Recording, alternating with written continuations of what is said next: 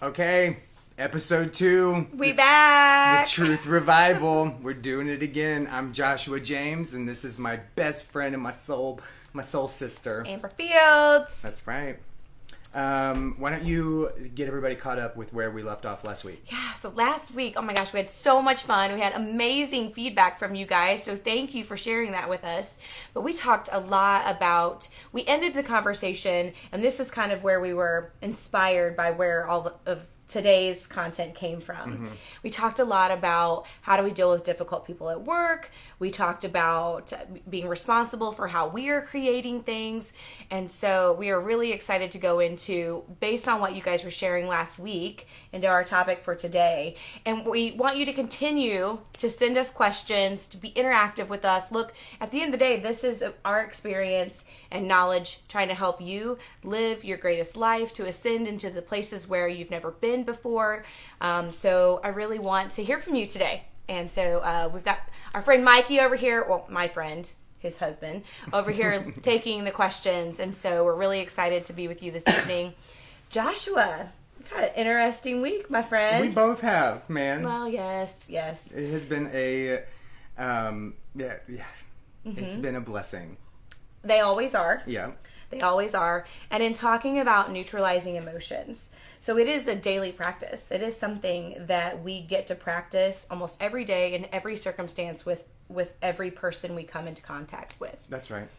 Yeah, the more spiritually fit I become and the more self-aware that I become, I find that every day my practice becomes more and more and more relying on the guidance from God, the universe, love, whatever you want to call it. But I find that my practice becomes more releasing my fear and leaning into, the guidance of the universe, which is also, I think, our God consciousness is our gut, our intuition.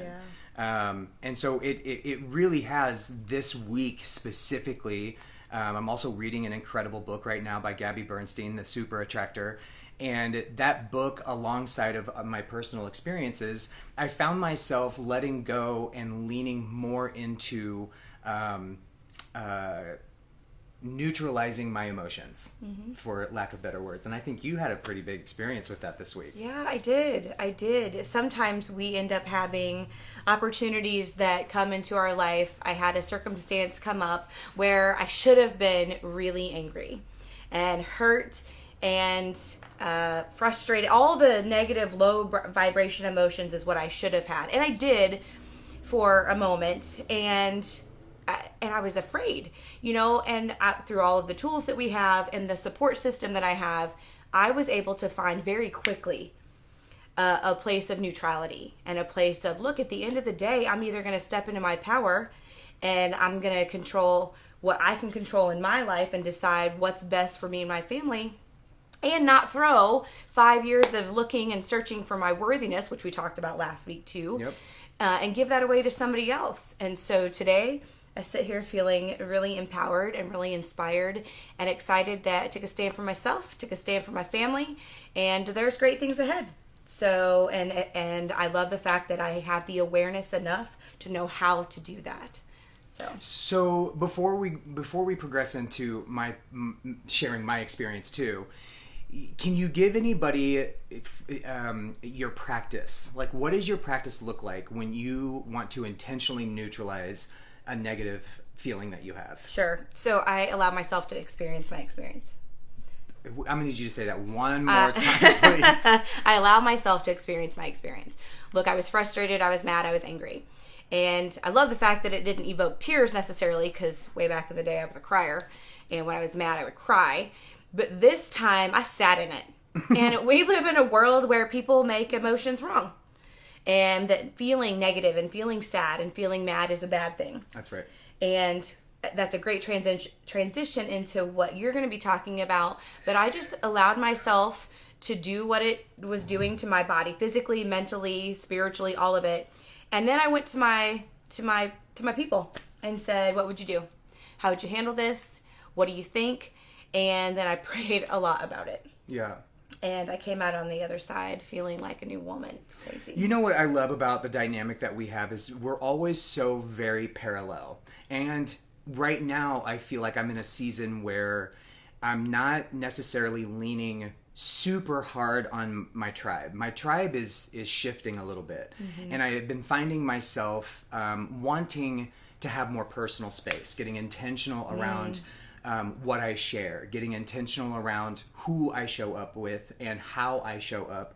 And so with that, I think, the segue is not only can we, lean into our tribe and our people and do things like that. Sometimes, for me, my experience is if I can remove myself and take 5 minutes in the quiet and close my eyes and practice my breathing. The studies behind breathing is unbelievable. What it can do, to the psyche, to your mental health, to your emotional well-being. And it's fantastic because they're actually now bringing these practices even into schools for little kids. And, they're it's getting practiced more so here in the Western culture because it has always been something studied and practiced in the Eastern culture. So I think as we become more self-aware and more well-versed on some of these coping mechanisms that are healthy, then we have more ease and grace of getting out of our low vibrations. So, so my week kicked off with, I was going through some personal stuff and there was just a lot of really intense feelings. And again, I leaned into prayer and I leaned into my internal guidance. And after I got done praying and I did some writing, I opened up YouTube, which I never watch YouTube. And randomly, the first video to pop up was an interview with Oprah interviewing Thich Nhat Hanh, which is a monk. And he has been working in I don't even know what to call it, the spiritual world, I guess, on teaching people how to utilize compassion to neutralize negative emotions. Yep. And so in this video, what was really interesting for me was he was speaking into his experience back in the 1960s of working with Dr. Martin Luther King. And when he was working with Dr. Martin Luther King, he was really triggered by some of the experiences that he was having, and they were causing him anger. And what he said in this interview was that he started to become reliant on his anger because it made him go into action, and that's what caused him to head up the peaceful protests back in the 1960s. And then he started speaking about that iconic photo of the monk who had set himself on fire. And to my surprise, he was talking about the experience in a way that the intention behind that message was love and compassion, not anger and rage. And I really don't think I ever maybe gave it enough thought, but when I saw the photo, you don't think compassion when somebody has sacrificed themselves and literally set themselves on fire. I don't think love and compassion. I think fear, anger, and rage. So to hear that, it was like, whoa, man, it was just so incredible to be reminded that through all of our feelings, right? Now, I'm not going to go set myself on fire. Please don't. But what I loved was that he talked about neutralizing his anger. He had almost become, like I said, reliant to it. And when he would begin to have compassion for the experience, he recognized that the energy stayed the same, but it wasn't this rigidness, this coldness, this disconnectedness. All of a sudden there was a oneness, there was appreciation, there was love, and he was able to sit in the seat of the opposing people that he was working with and see it from their perspective, which would shift his compassion level. For sure. So I just thought that was so incredible. And so I used that as, again, being led in the right direction on a divine message that I needed to hear. And I found myself in exactly that place in my personal life this week. And so rather than use my frustration and my anger, I shifted my perception and I began to have an experience that was totally different.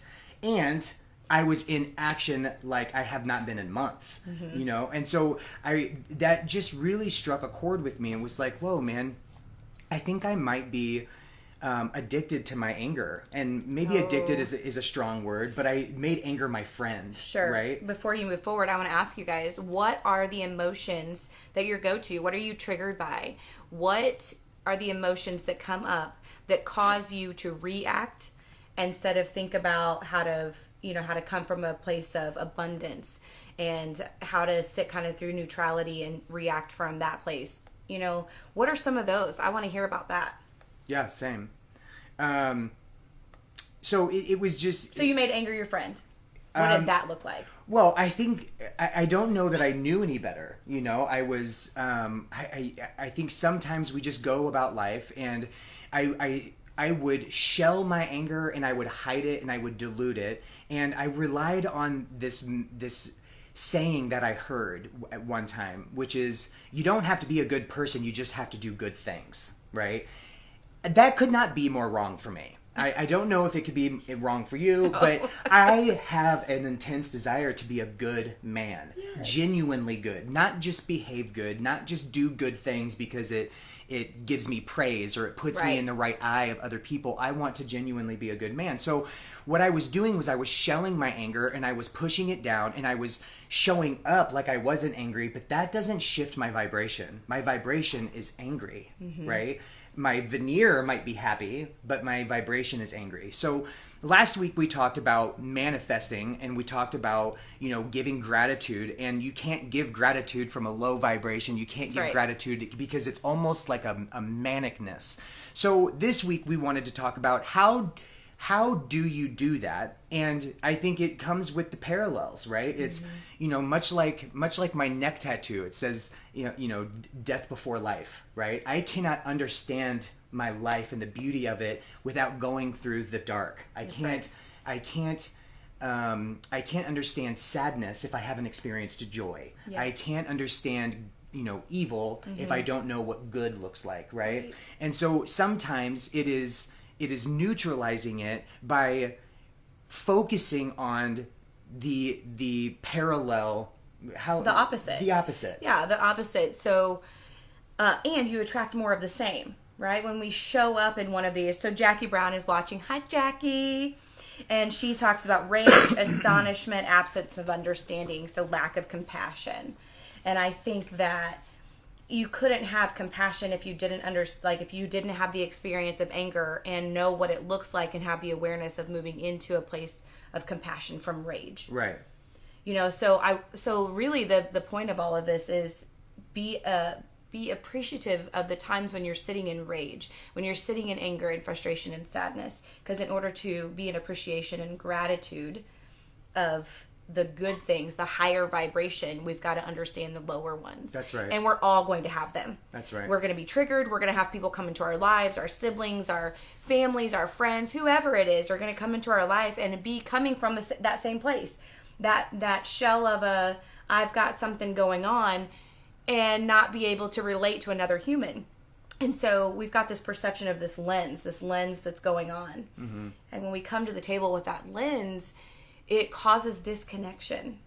We've got this stuff going on the behind the scenes stuff. And it's what, if we don't deal with it and we continue to come from that place and don't make the shift, that's where most of humanity is coming from, because we just have life happening. That's right. So how do you shift? What is the physical, how do you get from that low vibration to the high vibration place so that we can actually go out and be back in connection with people and make that difference? Because isn't that why we're here? Yes, 100%. I'm here for you, but I'm mainly here for you. Right. I mean, I think connection is truly the reason why we breathe. And my belief is that God created us because he didn't want to be alone, right? And so even God wanted to be connected to us. The universe wants to be connected to us. That's right. We are divinely connected when we so choose.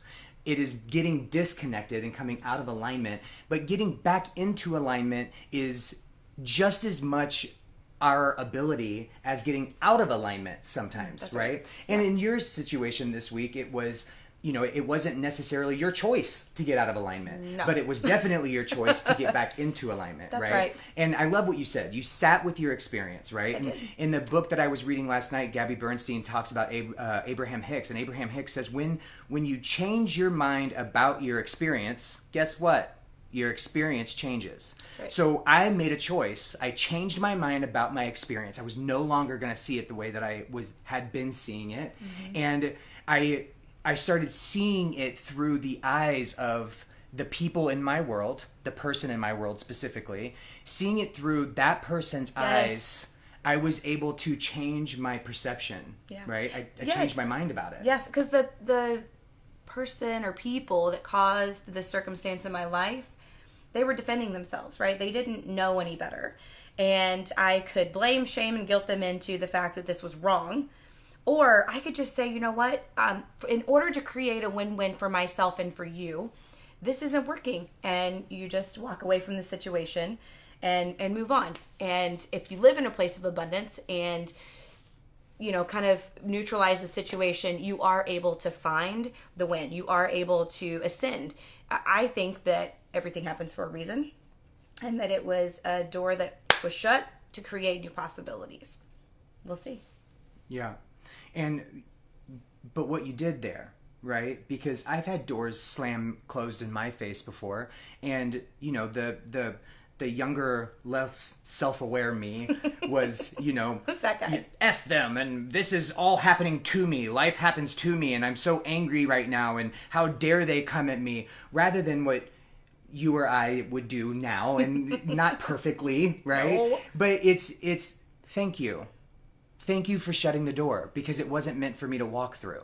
And now I get to go find another door to open, right? Because we've got a beautiful set of keys, and they open a whole lot of doors. It doesn't mean it has to just be one, right? That's right. I think what I also want to talk about is how you talked about the lens, and when our perspective or our perception is stuck, right? And I love this story that was once told to me about this neighborhood that had a park, and in the park there's a pathway that you travel to get from one side of the town to the other, and this little baby duck would gravitate towards this specific spot in the park right along the path. And one day this man was walking past, and he sees this little duckling sitting there, and the duck is going quack, quack, quack, quack, quack, and he looks at the duck and he goes, "Quit barking your orders at me," and he goes on about his day. And the next person to walk by was a lovely woman that sees the little duck, and the little duck's going quack, quack, quack, quack, quack. And she goes, "Why are you always begging me for food?" And she goes on about her day. And then the next man walks by, and it's an elderly man who's seasoned and been around for a while, and he sees this cute little duckling going quack, quack, quack, quack, quack. And he goes, "Thank you for singing all of your praises, and thank you for singing to me every morning as I walk by." And it was just so profound to me that is exactly how we live. If I am in a low vibration, if I am sad, or if I'm disconnected, or if I'm feeling alone, or whatever it might be, I am then seeing the world through that lens. Same lens. And not consciously. No. It's just because my vibration is here. My frontal cortex is foggy. I'm making decisions that my higher self, who's nice and clean and clear and living from joy, wouldn't necessarily see or wouldn't necessarily lean into, right? So I think, tell me about you. How have you had experiences where you've seen yourself looking through a lens of projection? Yeah. Like maybe every day? Oh, buddy. I can think of, don't tell anybody, I'm kind of a perfectionist, and in my former life, and when I'm with my family, I have this gift of being able to create beautiful experiences, except that prior to recently, if the beautiful experience didn't go exactly how I had seen it in my head, oh man, there was a breakdown. That's right. And so I have 5 kids, and when I'm managing the logistics of my home and trying to figure all that out, heaven forbid my husband go into a state of breakdown at any time, anywhere, because it did not fit into the plan, and he's going to ruin my beautiful experience, and now it's just going to be awful, and the kids are going to hate it. Oh my gosh, like really? I had a dear friend one time call me on it, and he said, you don't allow him the space to experience his experience. And I'd heard that before about experiencing your experience, but I didn't really. So I'm giving myself the grace, but I'm not giving my husband the same grace to sit back and just be in his situation. What? Like, what kind of human are you? You know, so he gets to have that same grace that I have when my kids are throwing a fit or when they're upset, instead of being like, stop crying, you know, get over it, it's fine. No, man, let them cry it out. You know, it's only fair that they get the same type of grace that I would want for myself in a situation. And guess what? However the experience happened, it happened, and it was still beautiful. We were still in creation and made something great. And it didn't have to look exactly the way that in my head I thought it had to look. Yeah. I know that feeling, and we're different on this one too, right? Mm-hmm. Because it's so much easier for me, and I know exactly who I have learned this from. It is so easy for me to give that grace to other people. And then what happens is I have this inner dialogue, this conversation with myself that sounds like this.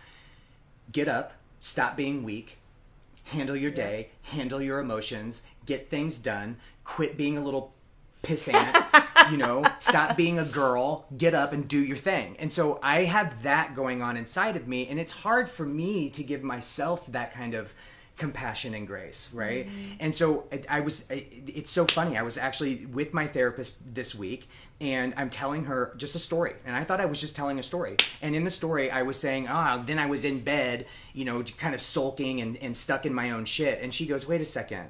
She was like, you've had a really tough week. Why is this conversation sounding like that for you?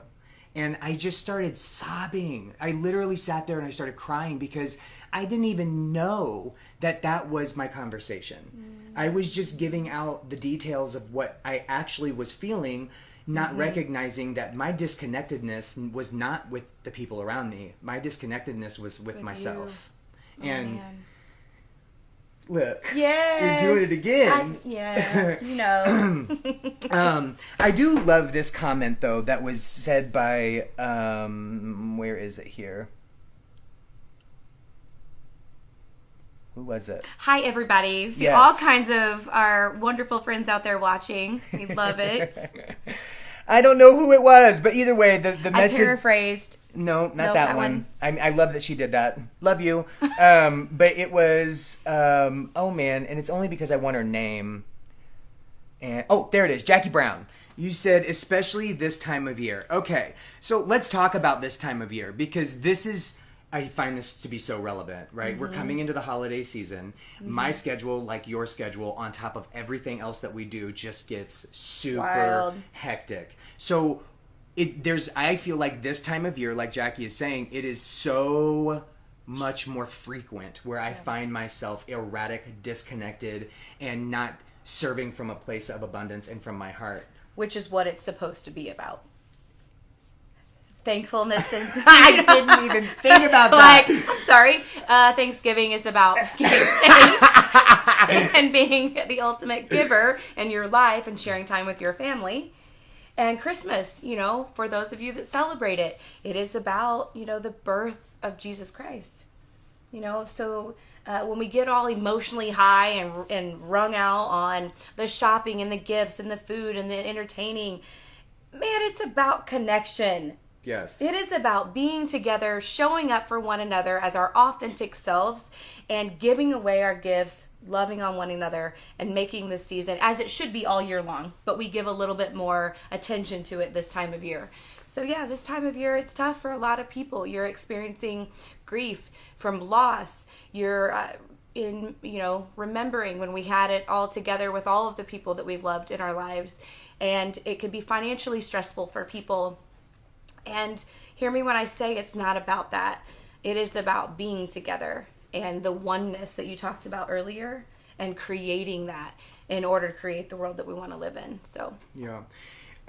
Jackie commented again. She said, this time of year is full of depression for me.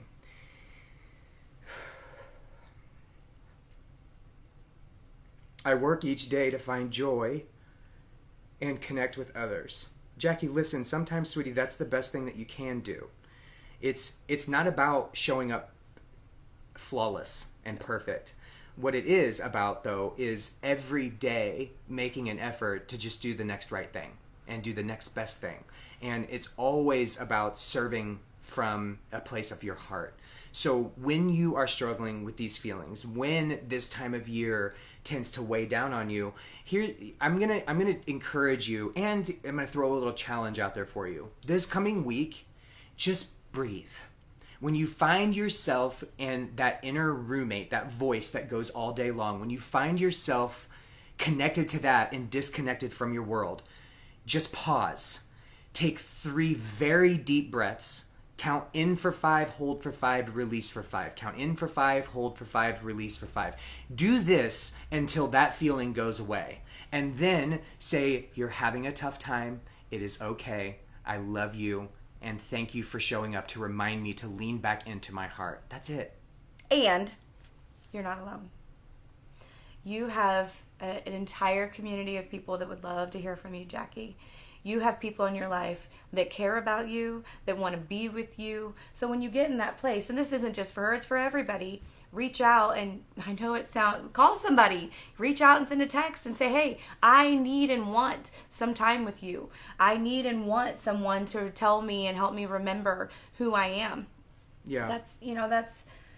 That's how it works, because my gift can make your gift better, and spending time, because that's what it is. I can't do any of this alone, right? I couldn't create a perfect experience if I wanted to, because it requires another human and who they are in this world to create that. Yeah. And it's the same from a one-on-one to a group experience.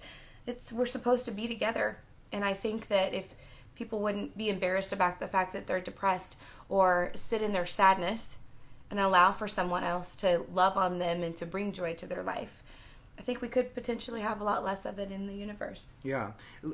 This goes for you and I and everybody else who might be watching this video or watch it in the future.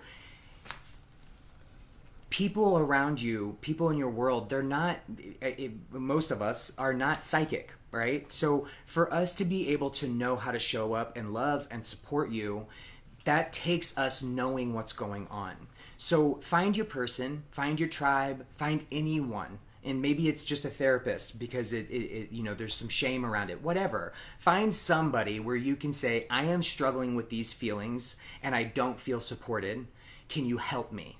And then list your needs of whatever that is. But you've got to be able to, I think sometimes it just feels good saying it, right? Because it becomes all this pent up energy, right? Yeah. And I think that speaking into the beginning of this video, it's that energy that needs to shift, because when I'm reliant on my anger because it motivates me or because it causes me to go into action, and it also, my anger quietly justifies my poor decisions. Ooh. It also validates my insecurity. It does a lot of things that it doesn't need to do. Right. And so when I lean into my heart, when I breathe through it, when I refocus my attention back to compassion, even for myself, my conversation internally begins to shift and change, And so just get a little intentional about it this week. Remember to flex your breathing muscles and make them stronger, because the more and more and more and more and more and more and more that you do this, I think the easier that it becomes. Yeah. Right?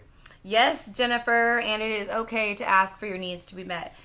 That's right. Like I can't go out and get all the things that I need by myself. That's why other humans were put on this planet, to help each other. So right. Yeah, absolutely, 100%. It is okay to ask for what is wanted and needed. We live in such a world of isolation. I think that we have to do it by ourselves all the time. And did you know that there are people out there waiting and who are also looking for an opportunity to serve and an opportunity to help people? And so by us being able to ask and putting our ego aside, I think that it just creates a beautiful experience for each other and a win-win. That's right. So just like last week, I'm going to do it again. Amber and I pulled cards for ourselves at the beginning of the video, and we were talking about, this is our flow, this is how we're going to do it. And one of the things that we wanted to be intentional around was the vibration levels, right? Yeah. From joy is the highest vibration, and things like anger and rage are going to be some of your lower vibrations. And so I pulled my card, and my card says, attack, pain, fear, judgment, and any form of separation are merely calls for help. And she then pulls a card that said what? joy is the creator. It is. Joy is the highest vibration in the world. And we're not saying you have to stay there, but I'm saying it is the place of where you want to get to. Well, yeah, and when you're angry, you can't just flip to joy, right? Lord, so no. It's just about getting from angry to less angry, from less angry to maybe sad or grief, or Right. I can't remember what that scale of vibration is called. We'll have it for you guys next week. But there's, it's just, I think it's just one step higher, one step higher, one step higher. So I do want to pull a card for all of you guys watching, and we'll see what divine message come through. Yes, Tina Naughton, let's do it, girlfriend.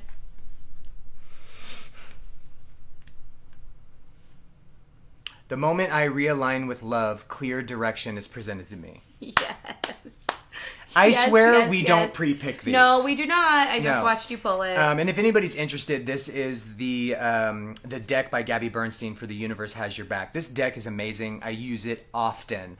But we don't pre-pick these. This is just literally the energy that is around us, and what we're talking about has sourced these messages for us. So the message for you guys is, the moment I realign with love, clear direction is presented to me. So with that, I think that's a solid message for this week. Yeah, for sure. Yeah. We'll see you next week. Thank you so much. Have a wonderful week. On the Truth Revival.